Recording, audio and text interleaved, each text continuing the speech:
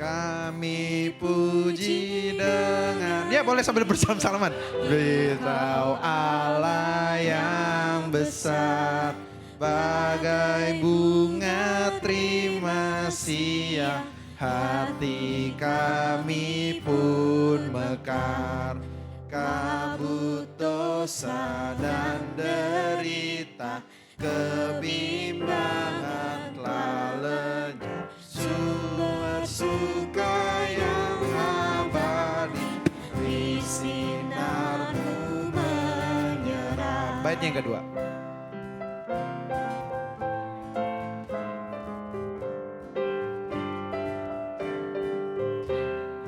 Kau memberi, Kau mengampuni, Kau limpahkan rahmat-Mu, sumber air hidup pria, lautan kasih dan restu, yang mau hidup dalam kasih, Kau jadikan milik-Mu, agar kami menyayangi, meneladang kasih-Mu. Ya. Pertolongan kita dalam nama Tuhan yang menjadikan langit dan bumi. Kasih setia dan damai sejahtera dari Allah Bapa kita dan dari Tuhan Yesus Kristus menyertai kamu sekalian. Ya teman-teman, saya persilakan untuk kembali duduk. Ya, saya ada sebuah pertanyaan refleksi teman-teman. Dijawab masing-masing aja, jadi nggak perlu dijawab. Jawab hati masing-masing. Jadi ada satu pertanyaan adalah, kapan sih kita ini menyisihkan waktu kita untuk berelasi dengan Tuhan? Saya bertanya spesifik, waktu kapan? Ya, kalau saya menjawab dari pertanyaan refleksi ini, saya pribadi ini bangun tidur. Jadi bangun tidurnya saya itu sekitar jam 7, 8, variasi bisa jam 6 kadang-kadang. Tergantung dari jam saya. Jadi persis saya bangun tidur, saya bangun, saya berdoa.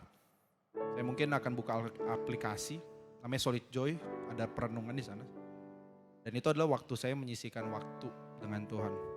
Namun kalau saya lihat, contoh ya, melihat Yesus dari Markus 1 ayat 35 ya, itu Yesus bangun pagi-pagi benar. Bangun pagi-pagi benar ini kalau kita cari tahu lagi, yang saya temukan adalah dia 3 jam setelah hari berganti ya. Jam berapa tuh? Jam 3.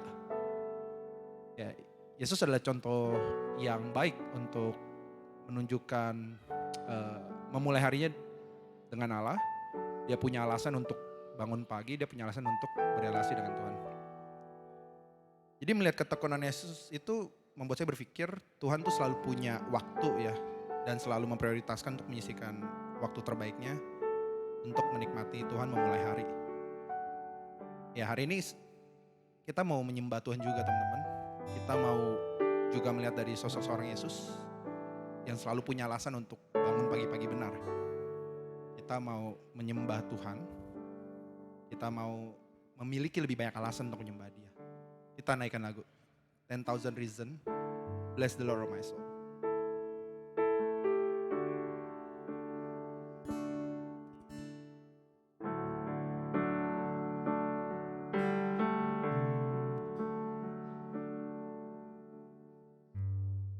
Bless the Lord, oh my soul, oh my soul, worship His holy name, sing like never before, oh my soul, I worship Your holy name.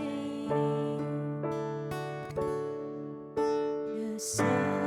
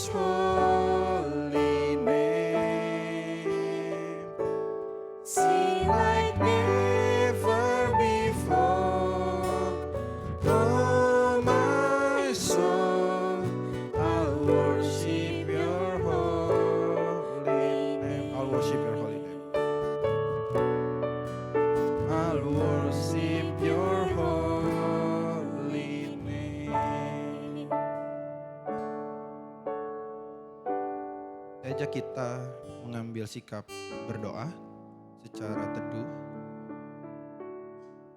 kita mau merefleksikan apa yang sudah kita lakukan di hadapan Tuhan selama beberapa waktu belakangan ini. Saya berikan waktu untuk berdoa, mengakui dosa dan keterbatasan kita yang kita lakukan di hadapan Tuhan. Sambil singer, menaikkan pujian, jiwaku yang terbuka.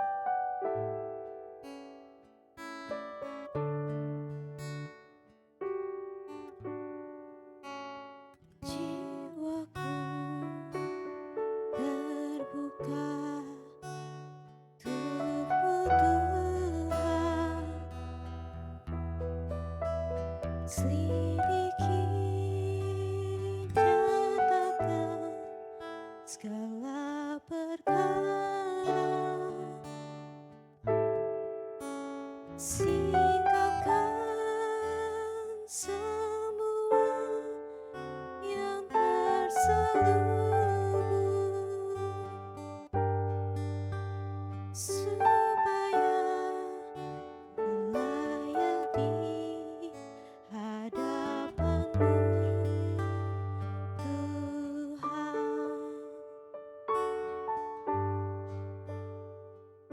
Saya mengajak untuk kita yang selesai berdoa, kita boleh nyanyikan ini bersama-sama.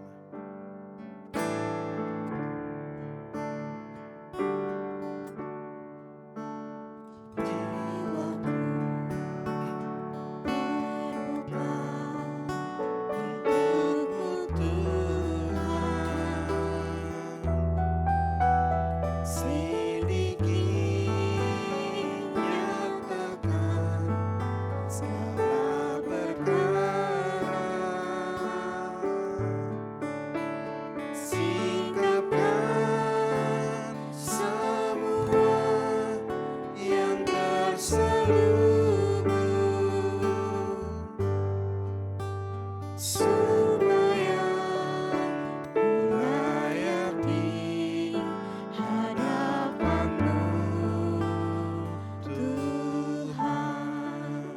Kita berdoa bersama-sama. Jiwaku terbuka untuk-Mu Tuhan. Mohon selidiki hati kami Tuhan, mohon selidiki segala hal yang sudah kami lakukan di hadapan-Mu. Karena kami tahu bahwa Engkau adalah Allah yang mengampun, Allah yang mengerti. Kami berusaha di dalam keterbatasan kami ya Tuhan. Layakkan kami Tuhan supaya kami selalu menjadi yang baru di hadapan-Mu. Engkau yang boleh memimpin kami kembali di langkah yang baru ini. Kami syukuri Tuhan, kami berdoa, syukur, amin. Ya, saya ajak kita untuk bangkit berdiri, untuk menerima berita anugerah kita. Yang terambil dari Mazmur 130 ayatnya yang ketiga sampai 4, saya akan bacakan untuk kita semua. Jika Engkau, ya Tuhan, mengingat-ingat kesalahan-kesalahan Tuhan, siapakah yang dapat tahan? Tetapi padamu ada pengampunan, supaya Engkau ditakut-takuti orang. Firman Tuhan berbicara bahwa pengampunan ada di dalamnya. Dengan hati yang bersyukur, hati yang kita ingin naikkan, kita berterima kasih pada Tuhan teman-teman. Kita naikkan pujian, terima kasih Tuhan.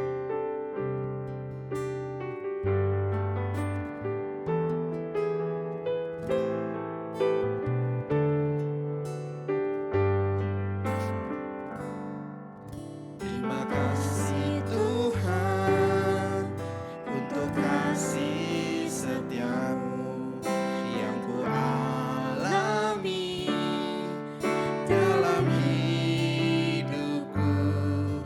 Terima kasih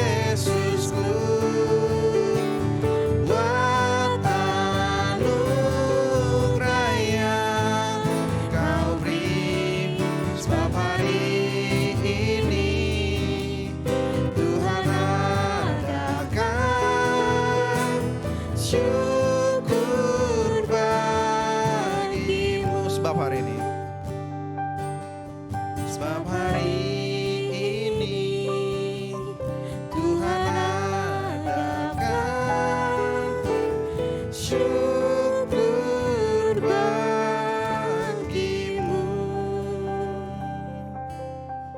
Ya, saya persilakan untuk kembali duduk. Rekan-rekan. Ya, oke, tema minggu ini akan bercerita tentang pemuritan, from disciple to disciple maker. Ini udah terlihat jelas, udah kita sering lihat juga teman-teman, sebuah tema yang sangat krusial buat seorang Kristen. Ya, siapa yang mungkin pernah terlintas juga ya dari setiap kita terpikir bahwa setiap anak-anak Tuhan dipanggil untuk melayani dan memuridkan kembali. Ada yang pernah kepikiran? Ya, oke, lu geleng-geleng, thank you Bill. Itu jawaban. Tapi terus terang ya, ini jadi penyegaran lagi teman-teman untuk kembali buat firman. Apa sih yang firman berusaha bicara lagi pada kita tentang pemuritan ini. Yuk, saya mau kita menyiapkan hati supaya Roh Kudus ada di setiap kita memahami firman hari ini. Kita naikkan pujian, ku siapkan hatiku Tuhan.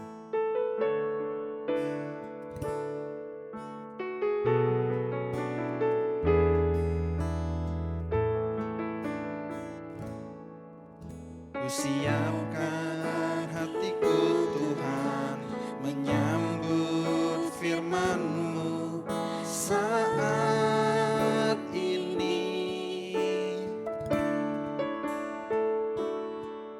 Aku sujud menyembah Engkau dalam hadirat-Mu saat ini.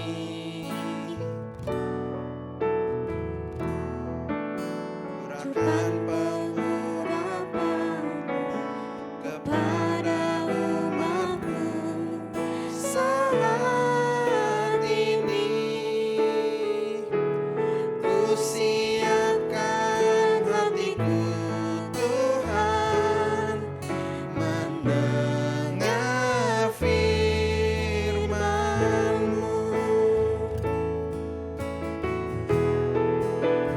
Firman-Mu Tuhan,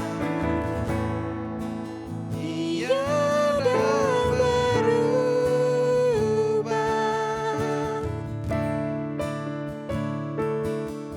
Sejak semulanya dan selama-lamanya tiada berubah. Firman-Mu Tuhan, penolong hidupku. Ku siapkan hatiku Tuhan menyambut firman-Mu. Firman-Mu Tuhan. Firman-Mu Tuhan, tiada berubah.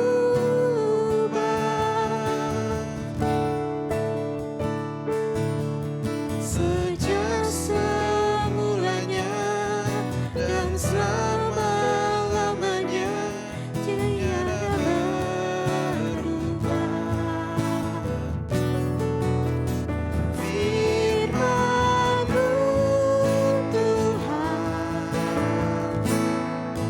penolong hidupku. Ku siapkan hatiku Tuhan menyambut firman-Mu.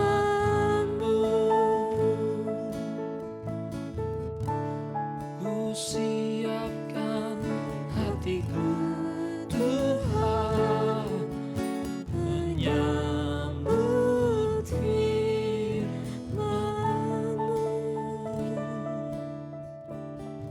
Mari kita berdoa. Kiranya pernyataan pujian ini sungguh dari hati kami bahwa kami ingin menyiapkan hati kami ya Tuhan untuk menyambut firman-Mu. Pakai hamba-Mu yang terbatas ini untuk menyampaikan kebenaran firman-Mu. Dan kami rindu Allah Roh Kudus yang menyertai kami, membimbing kami agar kami dapat mencerna firman-Mu dan juga mengaplikasikannya di dalam kehidupan kami. Berbicaralah Tuhan, dalam Kristus Yesus kami berdoa. Amin. Oke, selamat siang teman-teman. Ya, di dalam sebulan ini kita telah membahas tema murid. Ya, di minggu pertama kita bahas murid versus pengikut.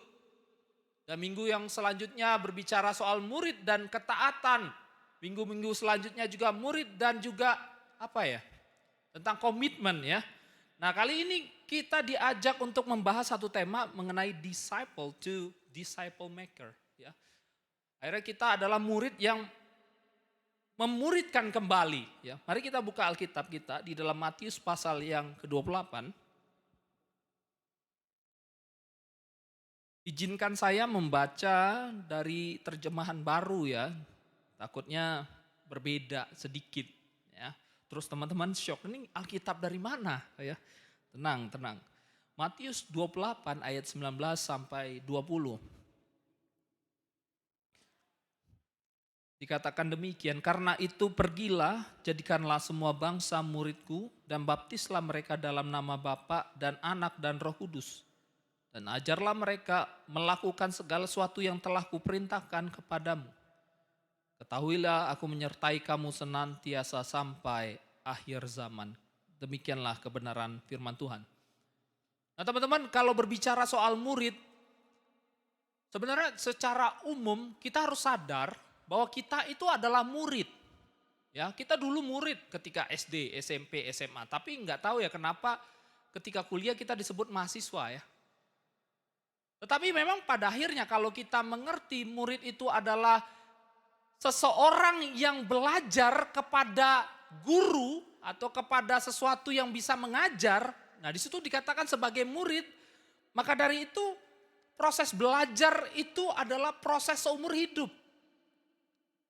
Mungkin kita nggak formal lagi ya, mungkin ketika kuliah S1 udah cukup. Tetapi ketika kita di kantor, kita diajarin sesuatu, sebenarnya kita tetap murid. Setuju ya teman-teman ya? Kita tetap murid sampai akhir. Dan ketika lanjut usia nanti, cucu kita kan ajari kita. Mungkin gadgetnya bukan sekarang ini, gadgetnya berbeda. Kita melihat ya anak cucu-cucu sekarang tuh mengajari popo-poponya. Ya. Ibu juga merasakan demikian ya. Jadi belajar itu adalah proses seumur hidup. Dan yang menariknya juga adalah di dalam dunia ini kita juga sadar kita tuh tidak hanya belajar. Tetapi kita juga mengajar. Mungkin kita mengajar secara formal, mungkin kayak teman-teman di sini ada yang les, bimbingan les dan sebagainya. Itu kan mengajar secara formal, ada muridnya. Tetapi di dalam kehidupan ini kita juga mengajar, setuju ya? Nah akhirnya kita melihat teman-teman, begitu pula dengan konsep murid di dalam kekristenan. Kekristenan mengajarkan kita seumur hidup akan belajar dan seumur hidup juga kita diminta untuk mengajar. Tetapi di sini adalah disciple maker, memuridkan kembali, membuat orang itu menjadi murid Kristus. Nah itulah yang dikatakan di dalam Matius 28 tadi. Jadikanlah semua bangsa muridku. Ya. Berarti murid Kristus itu berarti kita belajar mengimani dan menghidupi apa yang diajarkan oleh Yesus sang guru agung kita. Dan murid awal dari Yesus itu jelas 12 murid ya. Satu murid mengkhianati siapa? Yudas ya. Tetapi murid selanjutnya dan para pengikut Yesus itu diperintahkan oleh Yesus untuk apa? Untuk menjadikan murid kembali. Ya, ketika Yesus akan naik ke sorga. Lalu murid itu tidak hanya jadi murid, tetapi diminta untuk memuridkan kembali. Lalu pelajaran yang dapat kita pelajari sebagai murid Yesus ya di dalam 1 bulan ini ya kita mengimani, menghidupi firman Tuhan. Kita bukan hanya sekadar pengikut, kita belajar disiplin, kita belajar taat dan komitmen. Nah teman-teman, orang dunia sekarang itu dituntut untuk ketaatan, dituntut oleh dunia untuk berkomitmen, teman-teman. Siapa yang kenal sama tokoh ini, teman-teman? Kenal ya? Pemain film apa, Jos? Batman, ya. Teman-teman tahu nggak? Saking komitmennya, saking taatnya, ketika dia diperintahkan untuk main film The Machinist, dia tuh turunkan berat badannya dari 88 menjadi 55 kilogram. Dia enggak mau diedit tubuhnya, tapi memang pengen sungguh-sungguh kurus. Wow, jadi dia komitmen sungguh-sungguh, dia taat sungguh-sungguh ya dengan metode dietnya. Metode dietnya itu sangat works ya. Tapi pada akhirnya dia mencoba beberapa kali dan disuruh dokter untuk berhenti karena ini mengerikan ya. Dan film selanjutnya The American Hustle, dia diminta untuk menaikkan berat badannya jadi 103 kilogram. Wow. Dibuat gendut. Terus dia diminta menjadi film Batman, dia buat badannya six pack kembali. Kita melihat ya, dunia ini mengharapkan komitmen. Kalau lu kerja sungguh-sungguh, gua kasih nilai yang bagus ya. Dari gaji, dari jabatan dan lain sebagainya. Dan kalau kita melihat aktor-aktor yang lain di dalam dunia ini juga melakukan hal yang sama. Akhirnya kita melihat apa yang membuat para aktor itu mampu melakukan semua ini. Gila-gilaan teman-teman. Adalah semua itu berawal dari keinginan diri. Yang membentuk akhirnya komitmen. Dan setiap komitmen itu selalu didorong oleh sebuah keinginan. Nah teman-teman, kita pun sebagai murid Kristus, kita dituntut sebuah komitmen. Tapi komitmen yang seperti apa? Apakah komitmen hanya sekedar datang dari keinginan diri ya? Kalau aktor itu keinginan diri apa? Untuk apa? Untuk nama dia semakin terkenal atau uang dia semakin banyak dan lain sebagainya. Tetapi kalau kita melihat komitmen yang dikerjakan oleh para murid Kristus bukan didorong oleh keinginan diri, melainkan dari keinginan Tuhan. Keinginan Tuhan apa? Di dalam Matius 28 tadi dikatakan, jadikanlah semua bangsa muridku. Nah pertanyaannya, kita mau benar-benar mati-matian enggak? Memberitakan Injil atau memuridkan kembali. Dan kalau kita melihat ya, saya membahas sedikit ya, Matius 28 saya meminjam dan mengadopsi dan memodifikasi bahan dari Cambium, satu bahan ini aja. Dan di situ kalau kita melihat teman-teman, jadikanlah semua bangsa muridku ini berbicara soal sasaran. Kepada semua orang untuk menjadikan murid Yesus, baik itu secara kuantitas, secara jumlah dan juga kualitas. Ya. Jadi ini sasarannya, jadikanlah semua bangsa muridku baik itu secara kuantitas maupun kualitas, tetapi dengan 3 strategi. Baptislah itu berbicara soal penginjilan, ajarlah itu berbicara soal pembinaan, pergilah itu berbicara soal pengutusan. Dan ini dilakukan oleh komisi pemuda ya, komisi remaja pun juga ya. Makanya ada si penginjilan, pembinaan, pengutusan ya, persekutuan dan sebagainya. Jadi ada 3 strategi ini yang menunjang kepada satu amanat untuk menjadikan semua bangsa murid, sehingga orang itu berjumpa dengan Tuhan, sehingga kepalanya, hatinya dan tangannya mau untuk berkomitmen kepada Tuhan. Dan akhirnya dia kembali memuridkan. Nah, saya tuh bisa bilang memuridkan tuh tidak hanya sekedar di gereja aja teman-teman. Tapi memuridkan itu bisa engkau memuridkan di dalam keluargamu, di dalam pekerjaanmu, di dalam studimu, di dalam gereja juga termasuk. Jadi inilah yang harusnya kita komitmenkan. Ya. Nah teman-teman, meskipun ini amanat agung Yesus Kristus kita diminta, tetapi orang Kristen itu terkadang tidak mau atau tidak tahu bagaimana untuk memuridkan. Atau juga karena banyak hambatan dan tantangan di dalam memuridkan. Karena apa? Karena tantangan-tantangan seperti ini teman-teman. Karena menjadi murid Kristus itu kita tuh ditantang untuk apa? Ditantang untuk apa? Yang pertama, kita harus menjadi teladan. Susah ya. Zaman sekarang tuh ditantang untuk menjadi teladan kan susah. Jadi kalau kita diminta untuk memuridkan kembali, mungkin salah satu tantangannya adalah kita diajak untuk menjadi teladan. Dan juga kita berani untuk menunjukkan kerentanan diri atau otentisitas. Ya. Kadang kita tuh enggak otentik, dan yang ketiga kita harus bayar harga. Nah mungkin tiga tantangan ini yang membuat kita tuh akhirnya, ya ngapain aku memuridkan kembali. Ya sekali lagi ya, memuridkan kembali itu enggak hanya sekadar di gereja aja, tetapi dimanapun kita berada kita bisa memuridkan, dalam artian membawa orang itu menjadi murid Kristus. Ya. Dan memang gak gampang teman-teman. Dan kita melihat di dalam sepanjang sejarah perjanjian baru, ya setelah Yesus mengucapkan amanat agung ini, ketika Yesus naik, para rasul dan para pengikut Yesus itu melakukan apa? Ya, yang pertama ya, para rasul itu memberitakan Injil. Gak gampang teman-teman.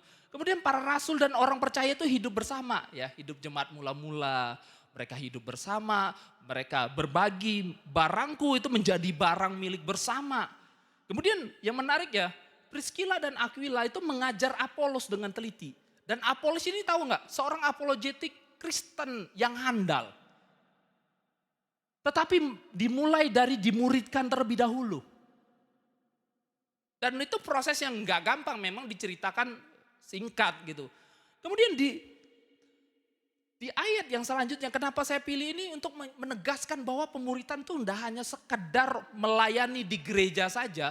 Tetapi ayah-ayah mengajar anak-anaknya, begitu juga dengan orang tua ya, kepada suaminya, kepada istrinya, itu bentuk pemuritan juga. Dan di Titus juga dikatakan perempuan-perempuan tua itu hidup menjadi teladan dan mengajar perempuan-perempuan muda. Ini butuh proses, dan Paulus memuridkan Timotius untuk memuridkan orang lain agar orang lain itu memuridkan kembali. Kita buka sama-sama ya. 2 Timotius 2 ayat yang kedua.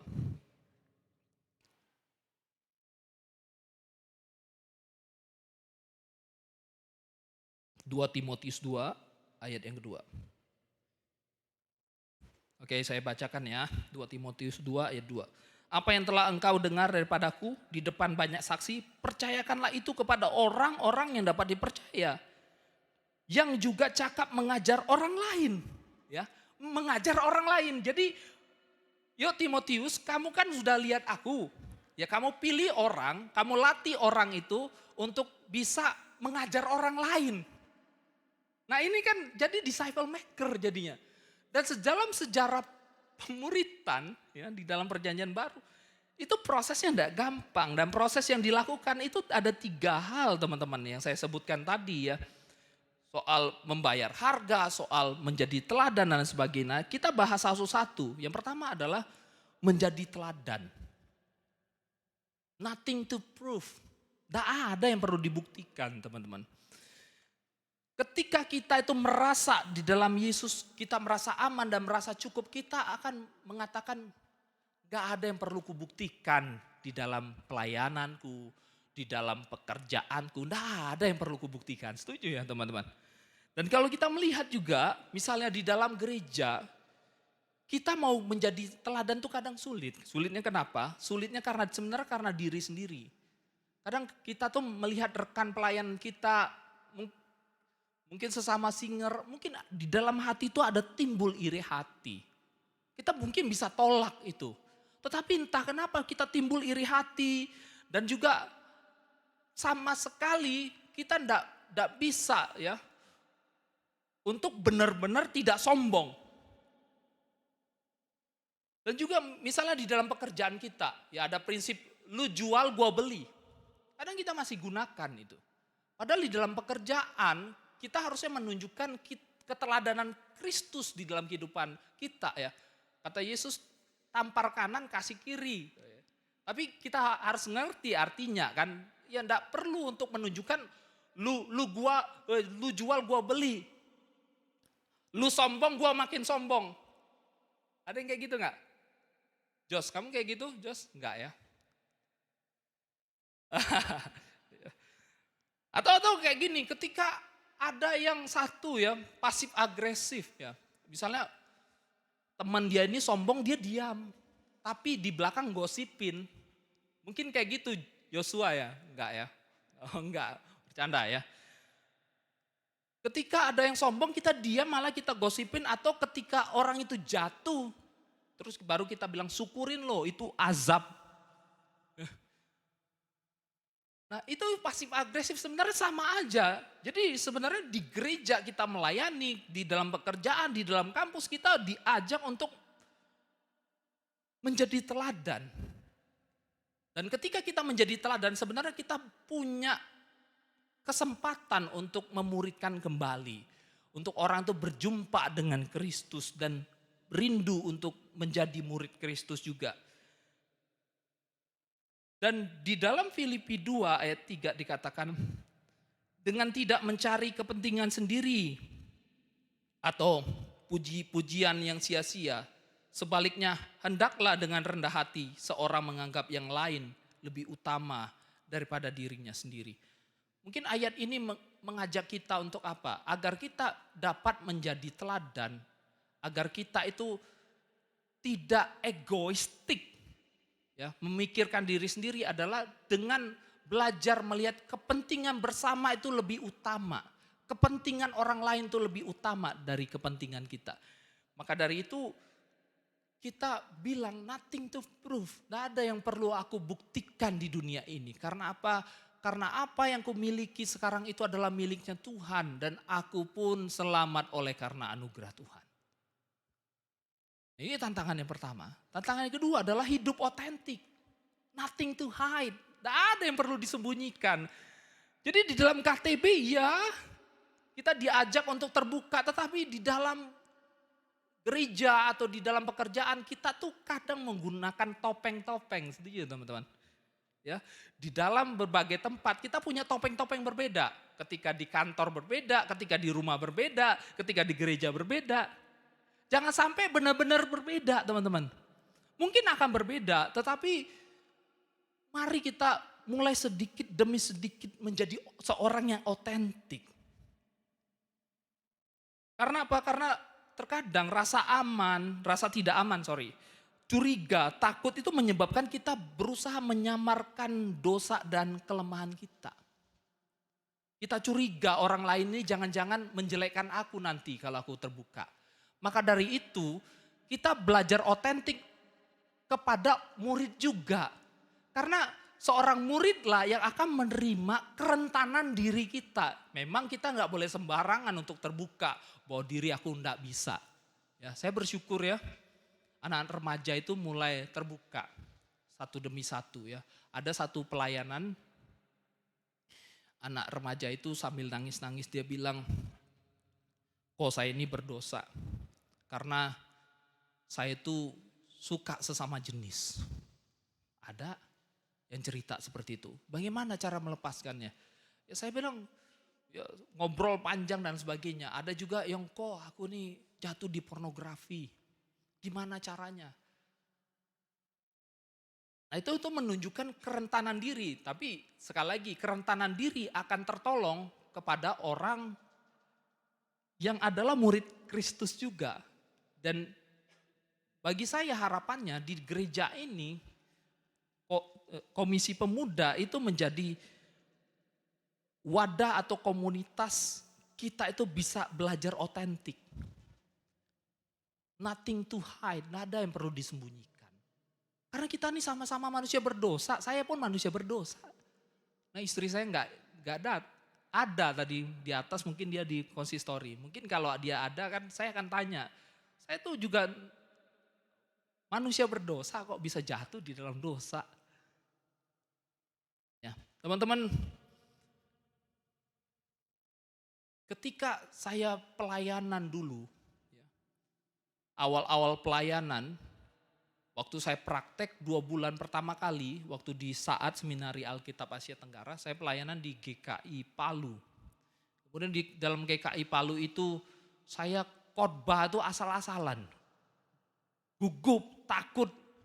Kemudian saya tuh dihina orang. Terus ketika saya mimpin itu enggak jelas. Saya enggak bisa menerima kritikan itu. Dan ketika saya pulang ke saat, saya belajar untuk terbuka. Saya ngobrol langsung kepada dosen saya, kepada konselor. Terus saya harus ceritain semua. Akhirnya dia bilang, ya kamu harus sadar diri, memang kamu belum bisa. Ya. Nah itu kadang kita tuh terlalu ketinggian, sehingga apa kita tuh enggak bisa menerima kelemahan kita. Mungkin ada orang di sini yang bisa mengkritik kita, kadang kita enggak bisa menerima kritikan itu karena kita berpikir tuh ketinggian. Dan ketika saya belajar itu, saat ini pun misalnya teman-teman itu mengevaluasi saya akan belajar menerimanya. Karena di dalam evaluasi itulah kita itu bertumbuh semakin lebih baik. Belajar dengan kritikan, evaluasi yang ada, latih dan mengalami transformasi dari Tuhan.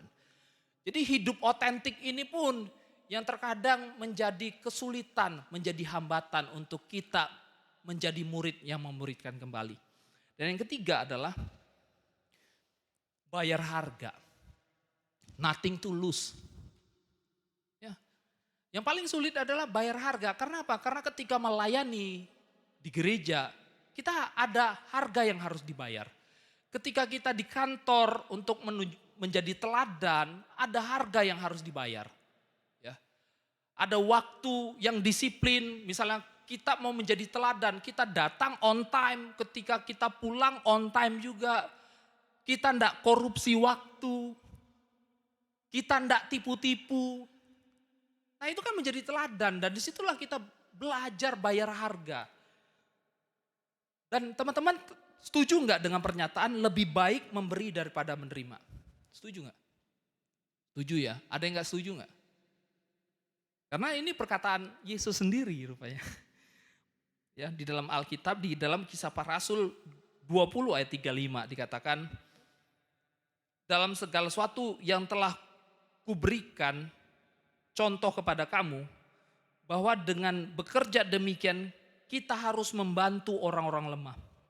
Dan harus mengingat perkataan Tuhan Yesus sebab ia sendiri telah mengatakan adalah lebih berbahagia memberi daripada menerima. Nah teman-teman, Yesus sang guru agung itu mengatakan lebih baik engkau memberi, lebih berbahagia engkau memberi daripada menerima. Dan saya pun belajar untuk memberi. Saya tuh orang yang suka nabung.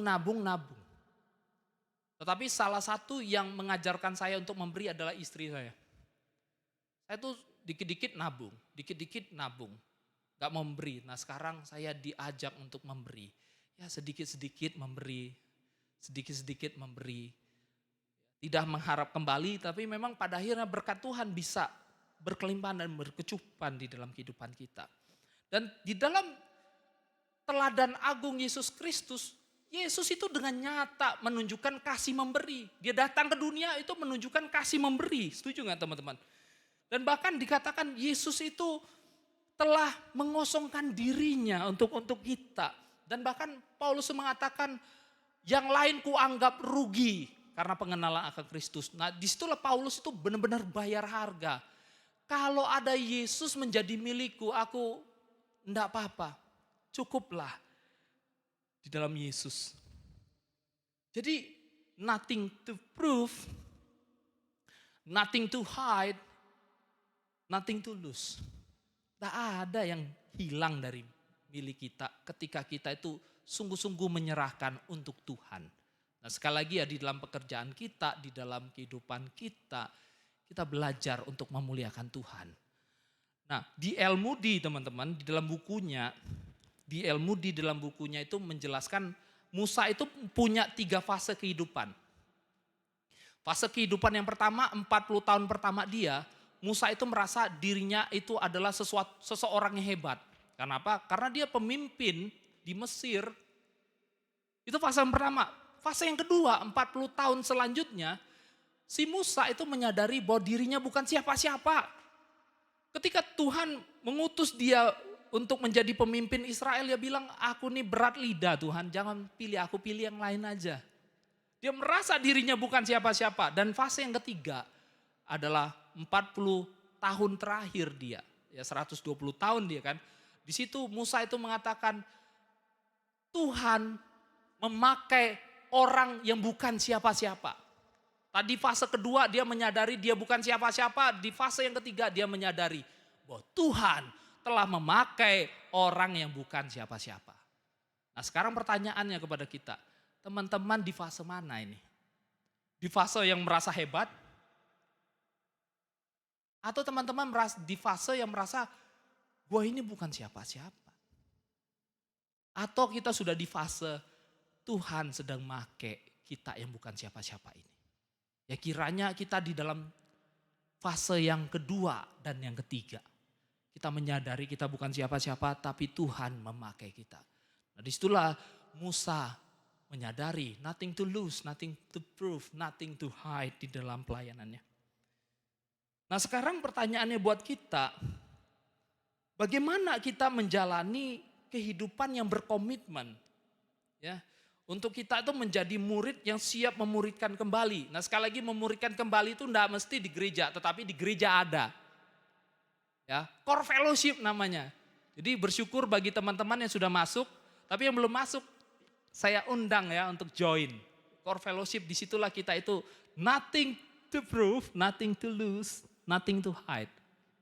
Ya, di situ kita belajar untuk hidup memuliakan Tuhan, dilatih bersama.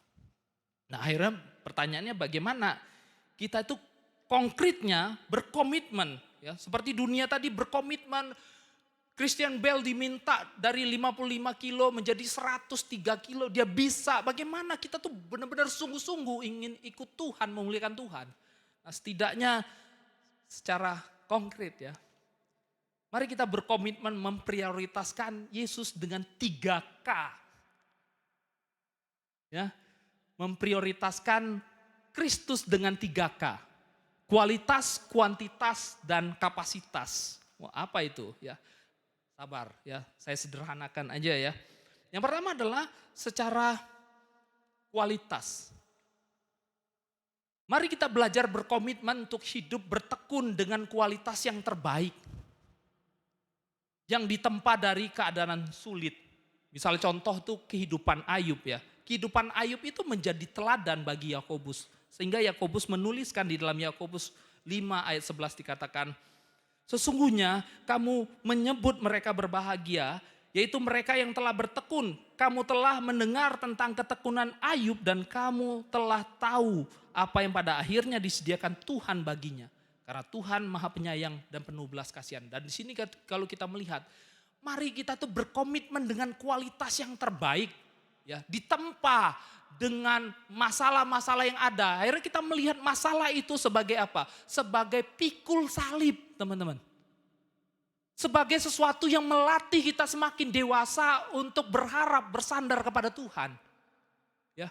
Jadi dengan kualitas, si Ayub itu menghadapi masalah tempaan yang sangat berat, tetapi dia itu terus belajar untuk setia berharap kepada Tuhan. Dengan kualitas. Yang kedua adalah dengan kuantitas. Mari kita belajar hidup taat menjalankan firman Tuhan tepat kuantitasnya. Sesuai dengan apa yang dikatakan firman Tuhan. Nah sama seperti Nuh ya. Kejadian 6 ayat 22. Nuh melakukan semua itu tepat seperti yang diperintahkan Allah kepadanya. Tepat seperti apa yang diperintahkan Tuhan. Memang kita manusia enggak sempurna lah. Tetapi Roh Kudus akan memampukan kita mengerjakan ketaatan kita kuantitasnya yang terbaik. Tepat seperti apa yang diperintahkan Tuhan. Mau enggak berkomitmen itu? Dan yang terakhir adalah belajar berkomitmen untuk serupa Kristus yang mengosongkan dirinya. Yang punya kapasitas sebagai Allah tetapi dia datang ke dunia menjadi manusia. Mengorbankan kapasitasnya untuk apa? Untuk menunjukkan kasih yang berkorban, kasih yang menyelamatkan. Di dalam Filipi 2 ayat 7, melainkan telah mengosongkan dirinya. Incarnation. dan mengambil rupa seorang hamba dan menjadi sama dengan manusia. Jadi teman-teman, mari kita belajar untuk berkorban. Mari kita belajar untuk mengasihi. Mari kita belajar untuk saling memberi. Mari kita belajar untuk saling menjadi teladan. Nothing to prove, nothing to hide, nothing to lose. Ya, di dalam kehidupan kita, mari kita belajar menjadi murid yang siap memuridkan kembali. Dalam artian kita itu menjadi teladan sehingga orang sekitar kita melihat Tuhan kita di dalam kehidupan kita yang mengubah hidup kita. Dan mereka pun akhirnya berjumpa dengan Tuhan. Kita memberitakan Injil. Dan yang terakhir ya, saya ingin mengatakan sekali lagi ya, promosi untuk Core Fellowship. Core Fellowship, sebenarnya saya mau minta Inge, tapi Inge gak bawa bahannya, gak apa-apa. Ya. Core Fellowship ada, sudah 2 batch. Ya. Batch pertama itu proses yang terjadi, ya, kita jatuh bangun, tetapi di dalam batch yang kedua dan berharap yang ketiga nanti kita punya pemuritan, di mana kita tuh melangkah bersama menjadi murid Kristus. Dan tidak hanya itu, kita berharap para murid Kristus itu akhirnya memuridkan kembali di gereja. Dan tidak hanya itu, memuridkan lagi di dalam pekerjaan dia, di dalam keluarga dia, di dalam kehidupan dia. Kiranya Tuhan memberkati kita dan kita belajar memberikan kapasitas, kualitas dan kuantitas yang terbaik, berkomitmen untuk memuliakan Tuhan. Amin. Mari kita bersatu dalam doa.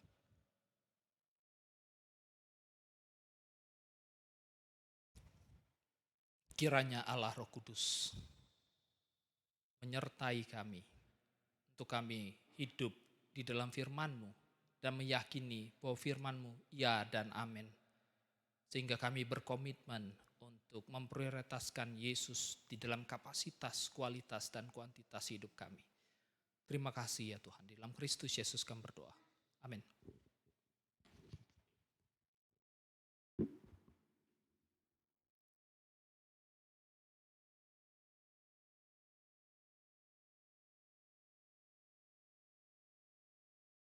Mari rekan pemuda kita bangkit berdiri. Kita meresponi firman Tuhan hari ini dengan bersama dengan umat di masa lalu, masa kini dan masa depan mengikrarkan pengakuan iman kita seturut dengan pengakuan iman rasuli. Aku percaya kepada Allah, Bapa yang Maha Kuasa, Khalik langit dan bumi, dan kepada Yesus Kristus, anak yang tunggal Tuhan kita, yang dikandung dari Roh Kudus, lahir dari anak darah Maria, yang menderita sengsara di bawah pemerintahan Pontius Pilatus, disalibkan, mati dan dikuburkan, turun ke dalam kerajaan maut. Pada hari yang ketiga, bangkit pula dari antara orang mati, naik ke sorga, duduk sebelah kanan Allah, Bapa yang Maha Kuasa. Dan dari sana ia akan datang untuk menghakimi orang yang hidup dan yang mati. Aku percaya pada Roh Kudus, gereja yang kudus dan am, persekutuan orang kudus, pengampunan dosa, kebangkitan orang mati, dan hidup yang kekal. Amin.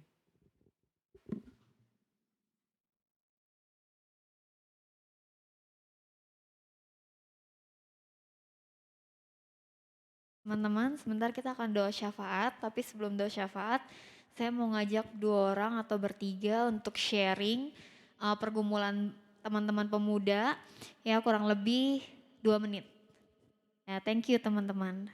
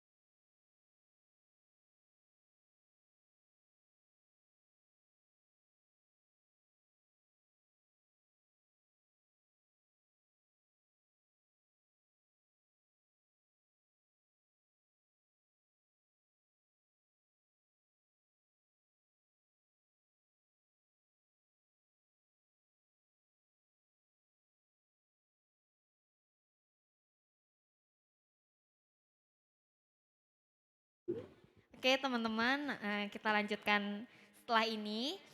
Ya, mari kita berdoa dan saya akan menampilkan beberapa pokok doa. Nah ini yang akan kita doakan. Yang pertama pemilu 2024, terus yang kedua pelayanan misi yang dilakukan oleh Pak Hans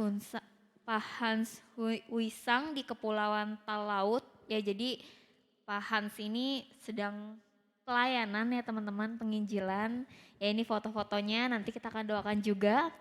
Dan yang ketiga persiapan Paskah KP, mulai dari pemusik, pengisi acara, publikasi, persiapan perlengkapan dan lainnya. Dan yang keempat, pergumulan pemuda, dan yang kelima teman-teman yang berulang tahun. Mari kita berdoa. Tuhan Yesus yang bertata dalam kerajaan surga, Tuhan kami hadir lagi kembali di sini Tuhan untuk berdoa untuk beberapa pokok doa yang sudah disiapkan. Tuhan terima kasih buat firman Tuhan yang Tuhan boleh berikan kepada kami. Dan kiranya agar setiap firman Tuhan yang disampaikan oleh Ko William Andreas ya kami boleh menjadi murid Kristus yang memuridkan kembali, kami boleh menjadi teladan di tengah-tengah lingkungan kami maupun kami sebagai seorang mahasiswa, pekerja atau bahkan sebagai seorang yang berkeluarga Tuhan. Ya, dan kiranya Tuhan kau berkati juga Ko William dalam setiap pelayanannya dimanapun Ko William berada, agar kiranya Tuhan pakai sesuai dengan kehendak kau saja. Mari teman-teman, saya akan memberikan teman-teman untuk bisa berdoa. Yang pertama kita berdoa untuk pemilu 2024 agar setiap yang terpilih menjadi seorang presiden atau wakil presiden dan jajarannya kiranya sesuai dengan kehendak saja, sesuai dengan kehendak Tuhan dan pemimpin yang memiliki rasa takut akan Tuhan. Mari kita angkat pokok doa ini.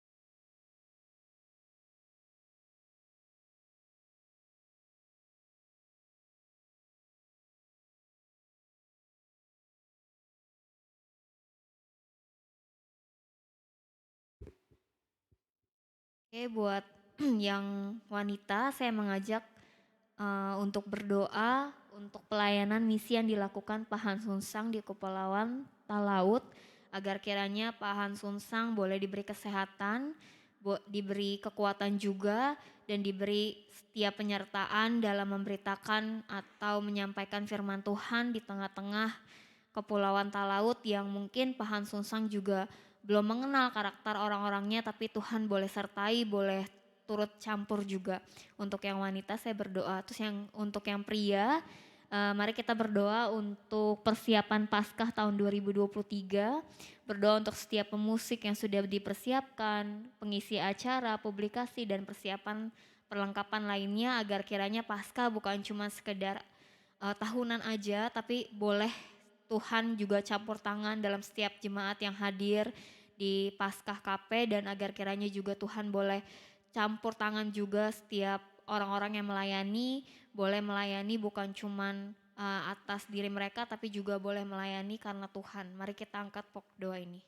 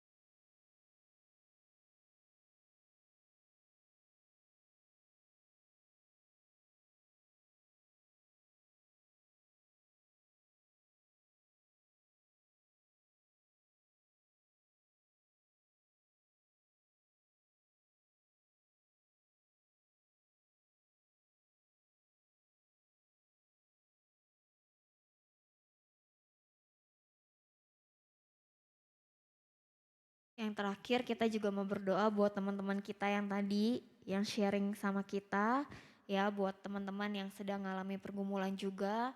Ya mari kita juga berdoa buat teman kita yang sama-sama juga berjuang dan pergumulan apapun yang sedang mereka hadapi. Mari kita angkat pokok doa ini.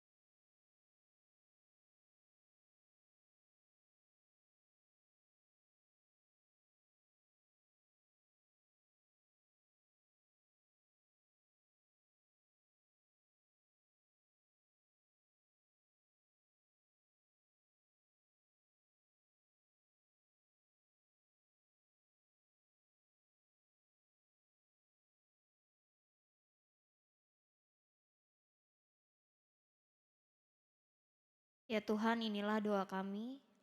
Tuhan, terima kasih juga buat 1 tahun teman-teman Komisi Pemuda yang sedang berulang tahun dalam minggu-minggu ini. Terima kasih buat 1 tahun yang Tuhan tambahkan, agar kiranya Tuhan boleh berikan kesehatan, kebijaksanaan, Tuhan berikan penghiburan juga, agar kiranya setiap yang berulang tahun juga bisa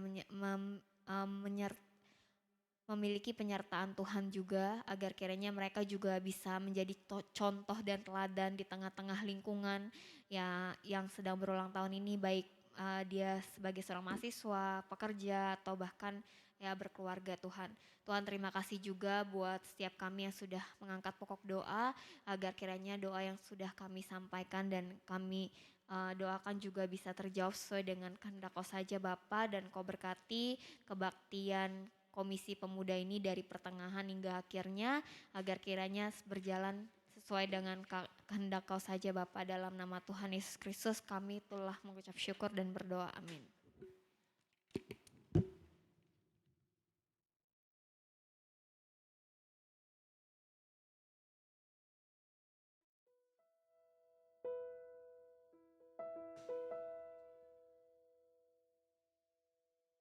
Ya, saya akan membacakan satu buah ayat untuk menjadi persembahan hari ini.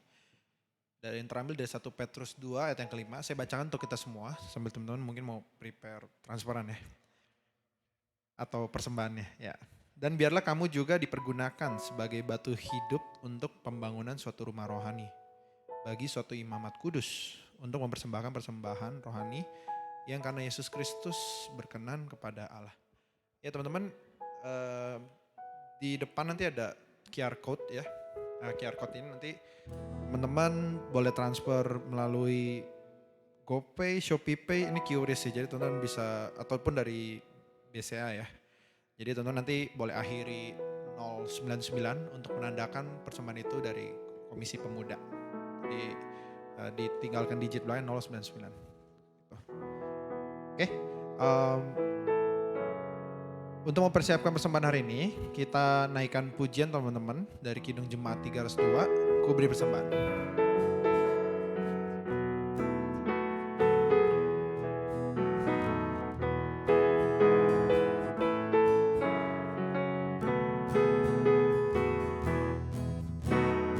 Ku beri persembahan pada Tuhanku.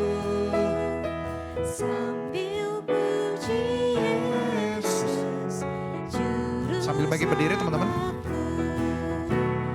Dengan sukaria ku beri padamu dan merasa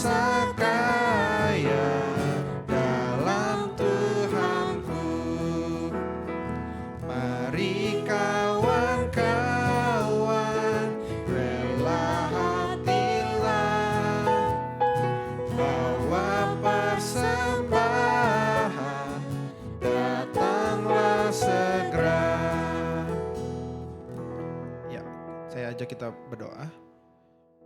Ya Tuhan, kami memberikan persembahan kami Tuhan yang berkenan pada Engkau. Kami berharap ini menjadi harum bagi Engkau dan Engkau boleh menerimanya untuk kepentingan yang boleh Engkau pakai. Baik untuk kerajaan-Mu atau sesuai kehendak yang Kau inginkan Tuhan. Terimalah ketulusan kami Bapa di dalam persembahan ini. Kami serahkan seluruhnya Tuhan kepada Engkau. Dalam nama Tuhan kami Yesus Kristus kami telah berdoa. Amin.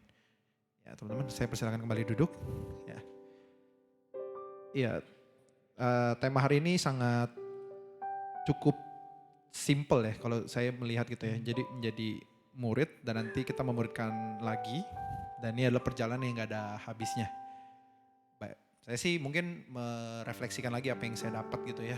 Mungkin ini juga jadi sebagai refleksi juga buat teman-teman. Berani berharga, menjadi teladan, berani menunjukkan otesitas atau kelemahan. Dan tadi ada 3 kalimat yang menarik. Nothing to prove, nothing to hide, nothing to lose. Saya rasa itu mencangkup ya ketika kita menjadi seorang murid yang dipanggil untuk memuridkan lagi. Nah, bisa jadi setiap dari kita punya pengalaman tersebut atau belum pun, tapi ini pelajaran lagi berharga yang diingatkan untuk kita semua.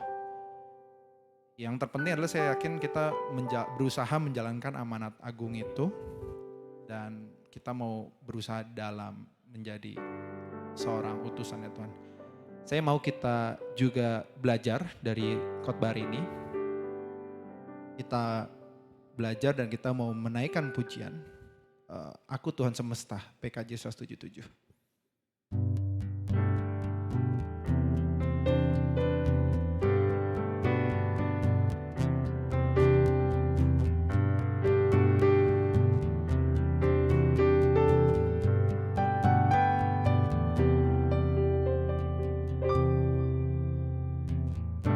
Aku Tuhan semesta, cerita-Mu ku dengar. Kau di dunia yang gelap, ku selamatkan. Akulah pencipta terang, malam jadi benderang. Siapakah utusanku membawa terang? Sambil bangkit berdiri teman-teman. Ini aku, utus aku. Ku dengar Engkau memanggilku. Utus aku, tuntun aku. Ku prihatin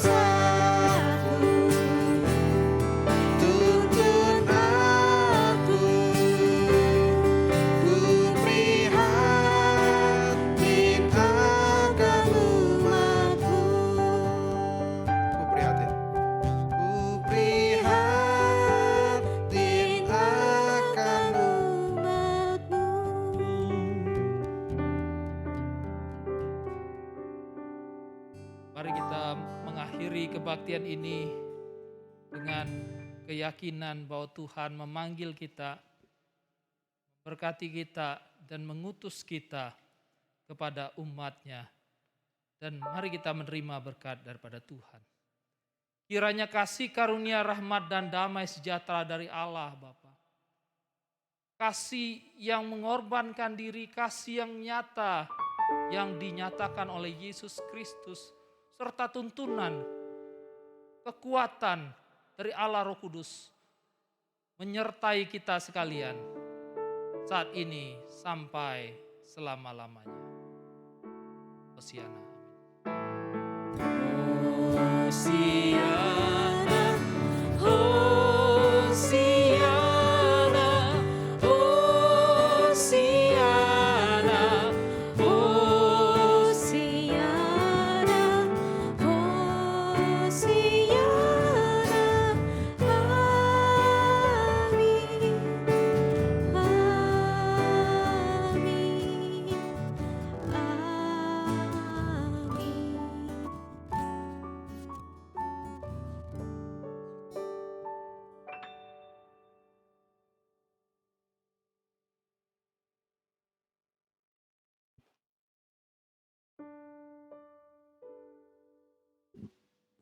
Ya teman-teman, doa syafaat sudah selesai.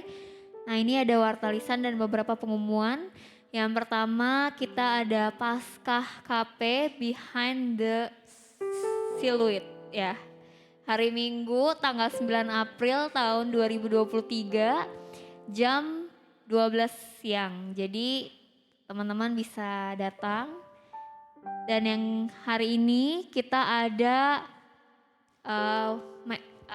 ini ya, fellowship ya teman-teman ya, men and woman fellowship, break the stereotype, yang diadakan di ruang kebaktian hari ini jam 1 siang. Pembicaranya lantai 3 revisi teman-teman ya, di pembicaranya oleh Pendeta Deborah Rahelina. Jadi teman-teman bisa hadir jam 1 siang di lantai 3.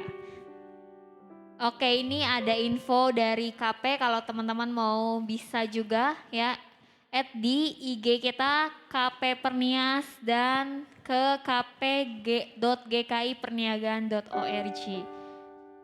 Oke, selamat ya, Tuhan Yesus memberkati teman-teman. Selamat hari Minggu.